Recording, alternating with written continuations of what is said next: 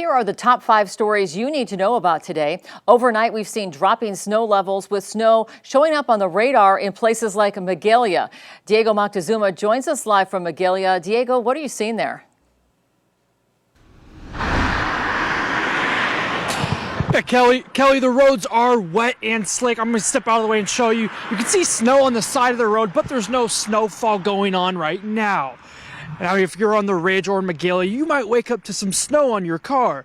Yesterday afternoon, we got this video from viewer Roland Raymond of the snow falling in Paradise around 4.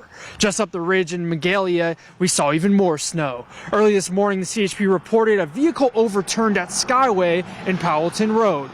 We are still working to get more information to you about that. Reporting live in Magalia, I'm Diego Moctezuma with Action News Now. Coverage you can count on. Breaking news this morning, Reading police arrested a man who they say threatened to kill his neighbor while holding a rifle. Police say it ended after a standoff. They say Richard Bischoff was seen in the 2100 block of Veda Street around 7 last night making threats. Police say after the standoff, Bischoff eventually surrendered. They say he's a convicted felon. He was booked into jail on a series of charges.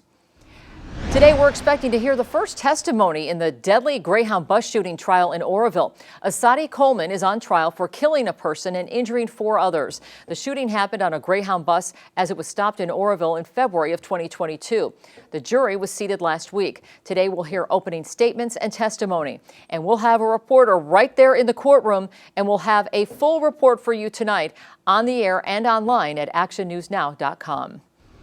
At least 2 more earthquakes rattled the Feather River Canyon early this morning. This was in the Belden area in Plumas County. A 3.0 magnitude quake hit around 3:45 this morning. A 2.6 magnitude quake hit around 3:30 a.m.